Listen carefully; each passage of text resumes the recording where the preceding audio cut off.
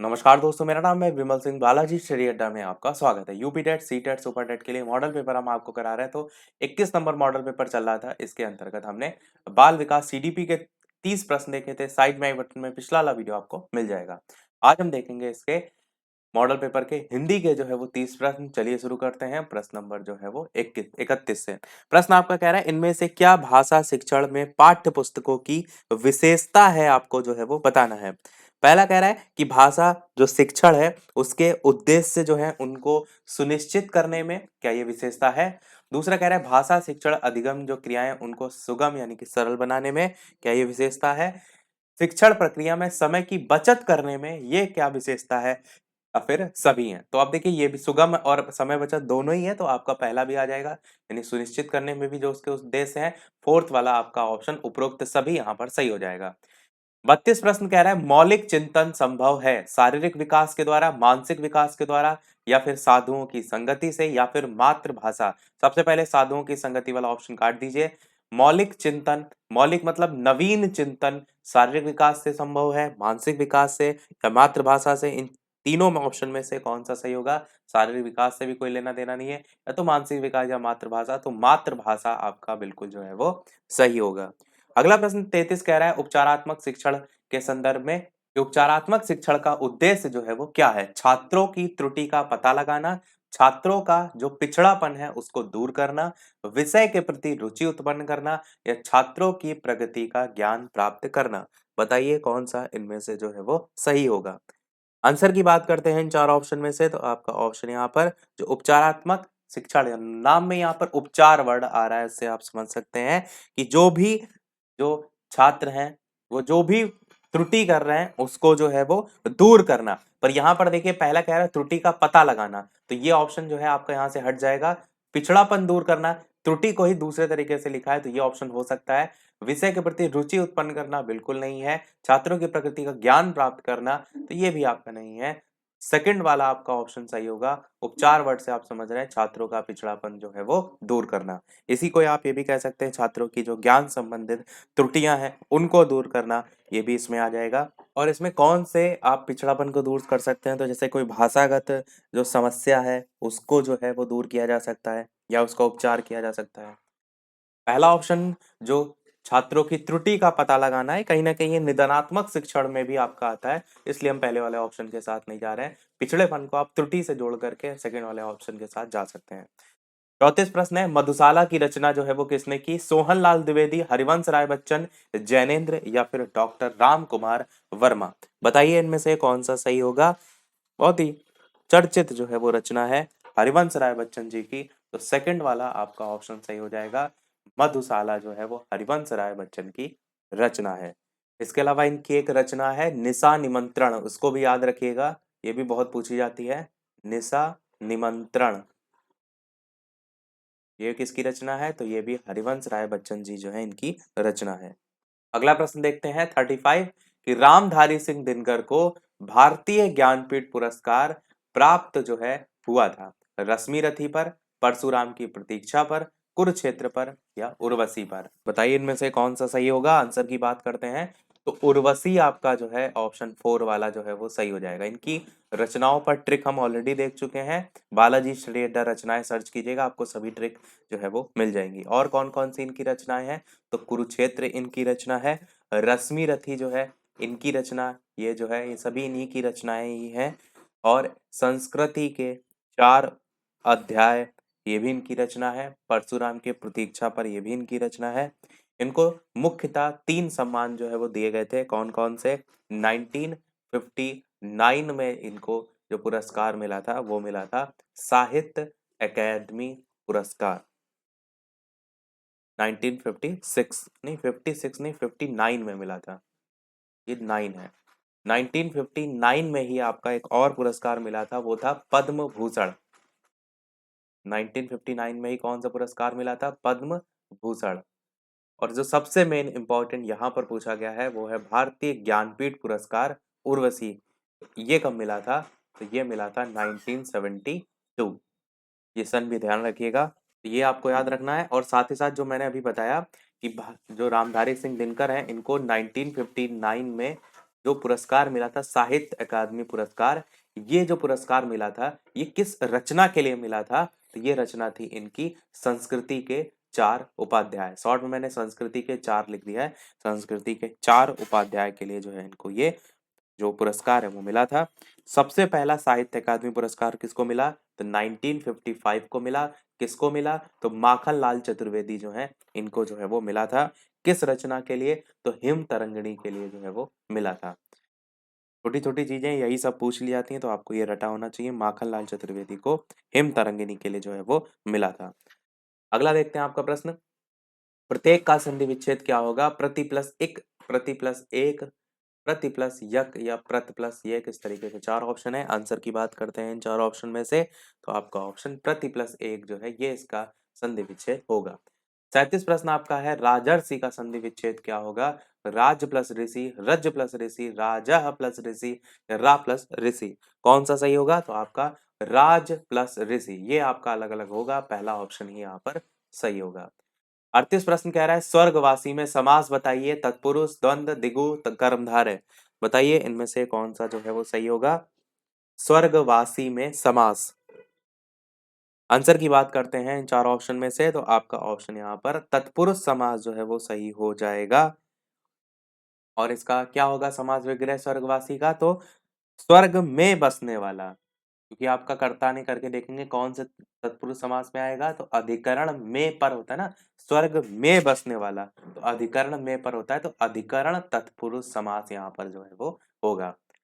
39 प्रश्न आपका, इनमें से किस शब्द में बहुब्रीहि समास नहीं है आपको बताना है? दशानन में होता है, बिल्कुल होता है, मृत्युंजय, पंचवटी, पंचामृत, बताइए इन तीनों में से। दशानन तो आपने नॉर्मली बहुत सुना है, तो इसमें तो आप गलती नहीं करेंगे, तो ये ऑप्शन चलिए हमने काट दिया। इन तीनों में बताइए कौन सा सही होगा। यहाँ पर एक और ऑप्शन आपके लिए काटते हैं, वो सेकंड वाला है। ये भी ऑप्शन ये कटा हुआ है, मतलब कि इसमें बहुब्रीहि समास जो है वो पूछा गया था ना, नहीं है, तो इनमें तो है। तो मृत्युंजय हम कहते हैं मृत्यु को जय करने वाले, अर्थात शिव जी को भी संबोधित किया जाता है, तो ये भी ऑप्शन बहुब्रीहि समास का है। पंचवटी और पंचामृत में सोचिए, तो आप क्या कहेंगे कि ये दोनों ही आपके बहुब्रीहि समास जो है वो नहीं है। यहाँ पर देखिए छोटी सी मिस्टेक है, क्यों? क्योंकि पंचवटी जो होता है इसका समास विग्रह क्या होता है? पंचवटी होता है आपका 5 वटों का समाहार, तो ये कैसा समास है? ये आपका द्विगु समास है। और सेम चीज यहाँ पर भी पंचामृत क्या होता है? पंचामृत होता है 5 अमृतों का समाहार, तो ये भी आपका द्विगु समास है। तो ये दोनों ही आपके बहुब्रीहि समास नहीं है, तो दोनों ही आपके आंसर यहाँ पर जो है वो होंगे। 40 प्रश्न कह रहा है, अर्जुन का पर्यायवाची जो है वो क्या होगा? धनंजय होगा, गुडाकेश होगा, या फिर गंडोवधारी होगा, या फिर सभी, तो बताइए अर्जुन का पर्यायवाची क्या होगा? आंसर की बात करते हैं, तो आपका धनंजय यहाँ पर जो पर्यायवाची है वो इसका होता है, तो ये तो आपका पूछा गया था, तो ये आपका बिल्कुल सही होगा, और ये ही आपका आंसर ही हो जाएगा, क्योंकि जब है पूछा गया है। सव्यसाची भी अर्जुन का पर्यायवाची होता है, और गुडाकेश जो है ये भी इसका पर्यायवाची होता है। तब 2 हो गए, तो आपको क्या कहेंगे? ये सभी वाला आंसर होगा, पहला वाला नहीं होगा। गंडोवधारी भी अर्जुन का पर्यायवाची होता है। अगला है 41 प्रश्न, अकाल का पर्यायवाची जो है क्या होगा? आंसर ये सभी वाला यहाँ पर जो है वो होगा। दुर्भिक्ष, अंधियारा, अक्षत, अपरिहार्य, बताइए अकाल का पर्यायवाची जो है वो क्या होगा?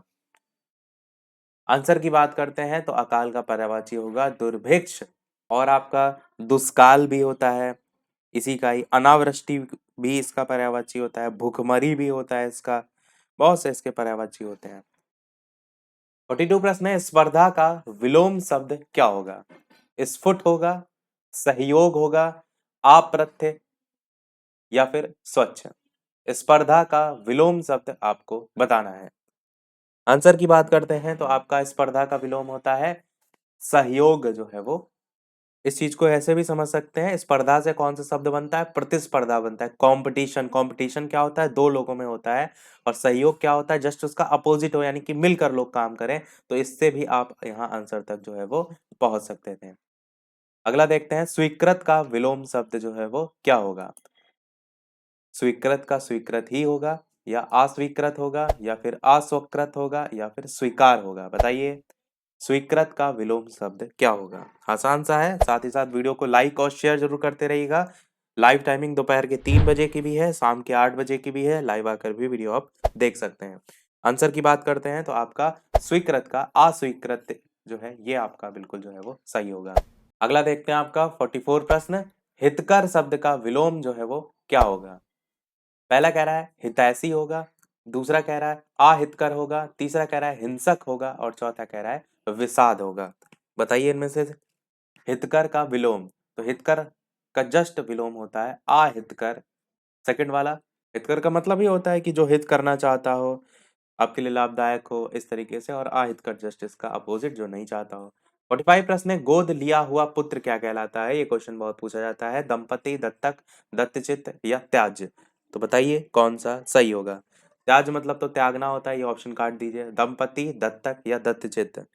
अब यहाँ पर जो दंपति होता है वो पति पत्नी को कहते हैं, तो ये भी ऑप्शन काट दीजिए। दत्तक या दत्तचित, तो इन दोनों में से बताइए कौन सा सही होगा? तो बिल्कुल आपका ऑप्शन यहाँ पर दत्तक हो जाएगा। दत्तक पुत्र नाम से भी आपने सुना होगा। तो गोद लिया हुआ पुत्र कहलाता है दत्तक पुत्र। अगला आपका, जिसके हृदय में ममता ना हो उसके लिए एक शब्द, निर्मम, निर्मूल, निर्गुण या फिर निराश? बताइए इनमें से चारों में से कौन सा सही होगा? निर्मम, निर्मूल, निर्गुण या फिर निराश, जिसके हृदय में ममता जो है वो ना हो। आंसर की बात करते हैं इन चार ऑप्शन में से, तो निर्मम आपका जो है यहाँ पर सही होगा। कहते नहीं निर्मम हृदय वाला है। निर्गुण तो आपका शासन के संदर्भ में हम कहते हैं, निराश से कोई लेना देना नहीं, निर्मूल आपका नहीं होगा। 47 प्रश्न है, इनमें से कौन सा शब्द जो है वो तत्सम है? त्वरित, हाथी, आलस, खप्पर? बताइए इन चारों ऑप्शन में से कौन सा शब्द जो है वो तत्सम है? तत्सम यानी कि संस्कृत का है। तो आंसर की बात करते हैं इन चारों ऑप्शन में से, पहला ही आपका ऑप्शन यहाँ पर त्वरित जो है वो सही होगा। अगर ये तत्सम है तो इसका तद्भव रूप क्या होता है? तो इसका तद्भव रूप होता है तुरंत। 48 प्रश्न है, अभिभावक में कौन से उपसर्ग का प्रयोग जो है वो हुआ है? अप, अनु, अभि, अव? कौन सा इनमें से सही होगा? आपको बताना है कि इनमें से अभिभावक में कौन से उपसर्ग का प्रयोग जो है वो हुआ है। आंसर की बात करते हैं, क्लियर आपको दिख रहा है अभी उपसर्ग यूज हुआ है, बस थर्ड वाला ही यहाँ पर जो है वो सही हो जाएगा। अगला, अध्ययन शब्द में उपसर्ग जो है आपसे पूछा गया है आ, अति, अधि, अप। अध्ययन में पूछा गया है। आंसर की बात करते हैं तो इसका संधि विच्छेद कैसे करेंगे? आपका आ और ध्यन थोड़ा नहीं होता है, आपका होता है अधि और प्लस आयन। इस तरीके से आपका जो है ये अलग होगा। तो यहाँ पर उपसर्ग कौन सा हो जाएगा? अधि उपसर्ग जो है आपका हो जाएगा। और ई, अधि में देखिए क्या आ रहा है? ई आ रहा है। आ में क्या आ रहा है? आ रहा है। तो ई और आ मिलकर के क्या बना रहा है? या बना रहा है। देखिए अध्ययन में क्या आ रहा है? या आ रहा है। और या किसके लिए होता है? तो या होता है यण संधि के लिए। तो अगर आपसे संधि पूछी जाती है तो भी आप यहाँ पर बता ले जाते हैं। 50 प्रश्न, चिकना घड़ा होना मुहावरा किस अर्थ में जो है वो प्रयोग किया जाता है? सुंदर होना, बदसूरत होना, किसी बात का प्रभाव ना हो या जो बहुत संवेदनशील हो?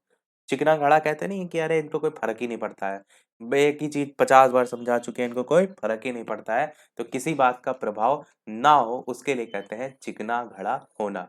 तो बस थर्ड वाला आपका ऑप्शन सही होगा। देखिए कंफ्यूजन के लिए यहाँ पे इन्होंने एक और दिया है कि जो बहुत संवेदनशील हो। ऐसे जो ऑप्शन है उनसे आपको ध्यान रखना है कि गलत आप ना करें। 51 प्रश्न आपका है, चिराग तले अंधेरा का अर्थ क्या होता है? दूसरों के दोष देखना, दूसरों की निंदा करना, अपना दोष खुद को ना दिखाई देना या फिर अंधेरा छाना? तो अंधेरा छाना तो कोई मतलब ही नहीं है, तो ये ऑप्शन तो आपका सीधे ही कट जाएगा। दूसरों को दे के जो दोष है वो देखना, इससे भी नहीं आपका है। निंदा करना भी नहीं है। सबसे बढ़िया है थर्ड वाला ऑप्शन, अपने देश दोस्त जो है खुद को ना दिखाई देना। जैसे आप देखते हैं ना, जैसे एक मोमबत्ती यूं जल रही है, तो उसके जस्ट नीचे आपकी जो उसकी परछाई होती है वहां अंधेरा होता है, बाकी सभी उजेला है। यानी कि जब आप जहां पर खड़े हैं उसमें आपको खुद की अपने दोस्त नहीं दिखाई दे रहे हैं, दुनिया के आप दोस्त बता रहे हैं। अगला है 52 प्रश्न, वर्तनी संबंधी कि इन शब्दों में से आपको बताना है सही वर्तनी वाला शब्द जो है वो कौन सा है? चार प्रकार से संभ्रांत लिखा हुआ है, बताइए इन चारों में से कौन सा जो है संभ्रांत सही होगा। आंसर की बात करते हैं इन चारों ऑप्शन में से, तो आपका संभ्रांत सेकंड वाला यहाँ पर सही होगा। सा के ऊपर बिंदी, भ्रांत और साथ में आपका लिखा जाएगा। 53 भी आपका सही वर्तनी से संबंधित है। अनादृत 4 प्रकार से लिखा हुआ है। अनादरित है, अंदरित है, अनादरत है, कौन सा इनमें से सही होगा। आंसर की बात करते हैं तो आपका यहाँ पर अनादृत पहला वाला ही जो है वो सही होगा। इस प्रकार से जो है आपका ये लिखा जाता है। 54 प्रश्न आपका है, शांत रस का स्थायी भाव जो है वो क्या होगा। शोक होगा, निर्वेद होगा, विस्मय होगा या फिर वत्सलता होगा। आंसर की बात करते हैं तो शांत रस का स्थायी भाव आपका होता है निर्वेद। सेकंड वाला ऑप्शन यहाँ पर जो है वो सही होगा। 55 प्रश्न है, इनमें से कौन सा वर्णिक छंद है। इंद्रवज्रा, सवैया, कवित्त, सभी। बताइए कौन सा सही होगा। आंसर की बात करते हैं तो वर्णिक छंद आपका यहाँ पर इंद्रवज्रा ये भी है, सवैया भी है, कवित्त भी है, ये सभी आपका यहाँ पर सही होगा। वर्णिक छंद होते क्या हैं। वे छंद जिनमें वर्णों का जो क्रम होता है, वर्णों की जो संख्या होती है वो नियत रहती है। लघु गुरु का क्रम, उनकी संख्या जो है वो निश्चित है, तो आप उससे कह सकते हैं तीनों में ही आता है, तो आपका ऑप्शन सभी जो है यहाँ पर सही होगा। 56 प्रश्न है, कौन सा छंद है 22 से 26 वर्ण और 4 चरण जो है उसमें आपका है। दोहा, सोरठा, सवैया, कवित्त। कौन सा छंद है जो 22 से 26 वर्ण और 4 चरणों वाला है। आंसर की बात करते हैं तो आपका यहाँ पर सवैया जो है वो, तो ध्यान रखिएगा 22 से 26 वर्ण। अगला आपका कह रहा है कि निम्नलिखित पद में कौन सा अलंकार है। पद आपका है कि पट पीत मानहु तड़ित रुचि सुचि नौमी जनक सुतावरम। तो ये आपको दे रखी है पंक्ति में आपसे अलंकार पूछा गया है। अतिशयोक्ति, यमक, रूपक, उपमा। बताइए कौन सा इनमें से सही होगा। और जो यहाँ पर आप देख रहे हैं, ऐसे ही आपने यूपी टेट की जो अभी परीक्षा हुई थी उसमें देखा था कि कितने काफी एग्जाम्पल जो है आपके इस प्रकार से अलंकार से पूछे गए थे। चलिए आंसर की बात करते हैं इन चार ऑप्शन में से, तो आपका ऑप्शन यहाँ पर, तो यहाँ पर आंसर आपका उपमा अलंकार जो है वो बिल्कुल सही होगा। उपमा अलंकार होता क्या है, जहां पर आपका वस्तु का गुण, रूप, धर्म इन सभी के संदर्भ में तुलना होती है। अच्छा यहाँ पर एक वर्ड आ रहा है मानहु, मानहु, मनु, मानव, मनहु, जनु, जानो, जनहु, ये शब्द किस में आते हैं। उत्प्रेक्षा अलंकार में आते हैं। देखिए पर चारों ही ऑप्शन में नहीं है, तो उससे लेकर आप कंफ्यूज यहाँ पर नहीं होंगे। 58 प्रश्न है, इनमें से किस शब्द का विलोम जो है वो अगम है, आपको बताना है। दुर्गम, सुगम, दुर्जय, अजय। बताइए कौन सा इनमें से सही होगा। हमको बताना है इनमें से किस शब्द का जो विलोम है वो जो है वो अगम है। तो अगम का विलोम होता है आपका सुगम। तो बस सेकंड वाला आपका ऑप्शन सही होगा। और सुगम का अर्थ क्या होता है। सुगम का अर्थ होता है ना कि जैसे कोई सरल कार्य करने के संबंध में हम कहते हैं सुगम जीवन, सुगम कार्य, उसके संदर्भ में। तो सुगम सरल कार्य के संदर्भ में, और अपोजिट आपका अगम हो जाएगा। और स्थान के संदर्भ में भी हम वर्ड यूज करते हैं कि जहां सहजता से पहुंचा जा सके। सुगम स्थान नहीं कहते हैं, ये कहते हैं कि वहां पहुंचना जो है वो सुगम है, आसान है, तो सुगम भी होता है। अच्छा सुगम जो है इसका जो विलोम होता है वो अगम भी होता है और इसका विलोम दुर्गम भी होता है, ये भी ध्यान रखिएगा। सुगम का विलोम दुर्गम भी होता है और अगम भी होता है। 59 है, अक्षत जो है किसका विलोम शब्द है। अक्षय का है, विक्षत का है, संरक्षित का है या शाश्वत का है। कौन सा इनमें से सही होगा। आंसर की बात करते हैं इन चारों ऑप्शन में से, तो आपका ऑप्शन यहाँ पर अक्षत का विलोम होता है विक्षत। सेकंड वाला आपका ऑप्शन यहाँ पर जो है वो सही होगा। और अक्षत का ही विलोम विक्षत के अलावा केवल छत करके भी होता है, नहीं वी यहाँ पर अगर आप हटा दें तो भी आपका इसका ये विलोम होता है। अक्षत का अर्थ क्या होता है, बिना टूटा हुआ, समूचा, जिसको हम कहते हैं कि एक पूरा फॉर्म हो, उसको कहते हैं अक्षत। और विक्षत मतलब क्या होता है, बिखरना, टूटना, उसके संदर्भ में। चलिए देखते हैं अगला और इस वीडियो का लास्ट प्रश्न। एक प्रश्न लास्ट में हम आपसे भी पूछेंगे, जैसे कि सभी वीडियो में हम आपसे एक ना एक प्रश्न पूछते हैं। इसके अलावा चैनल पर नए हो तो सब्सक्राइब करके भी अवश्य जुड़ जाइएगा। वीडियो पसंद आया हो तो लाइक भी अवश्य करते रहिएगा, ताकि मुझे भी पता चलता रहे आप एंगेजमेंट आपकी कितनी दिख रही है। तो लाइक और शेयर जरूर करते रहिएगा। 60 प्रश्न देखते हैं। विद्यालय शब्द में कौन सी संधि है। स्वर संधि, व्यंजन संधि, विसर्ग संधि या इनमें से कोई नहीं। बेहद ही आसान सा प्रश्न है। क्योंकि आप सभी जानते हैं विद्यालय में विद्या धन आलय इस तरीके से ब्रेक होगा आ और आ मिलकर बड़ा आ बन रहा है, तो स्वर संधि में ही आपका जो है वो आएगा। स्वर में भी दीर्घ संधि में आएगा, क्योंकि स्वर संधि में ही टाइप्स होते हैं ना आपके, तो स्वर संधि में आपका ये आ जाएगा। अब एक प्रश्न आपके लिए भी, जैसे कि सभी वीडियो में हम आपसे एक ना एक प्रश्न पूछते हैं, तो इस प्रश्न का आंसर वीडियो के मेन कमेंट में टाइप करके आपको बताना है कि राष्ट्रीय कृषि वानिकी अनुसंधान केंद्र जो है वो कहाँ पर स्थित है? झांसी, नई दिल्ली, कानपुर, जयपुर। 4 ऑप्शन है, इन चारों में से कौन-सा सही होगा? अपना आंसर वीडियो के मेन कमेंट में टाइप करके बताइएगा। लाइव टाइमिंग पहले ही मैंने बता दी, दोपहर के 3 बजे, शाम के 8 बजे लाइव आकर भी वीडियो आप देख सकते हैं, प्रश्नों की प्रैक्टिस कर सकते हैं। तो आज के वीडियो में इतना ही रखते हैं, मिलते हैं शाम के 8 बजे वाले वीडियो में, तब तक के लिए नमस्कार, जय हिंद।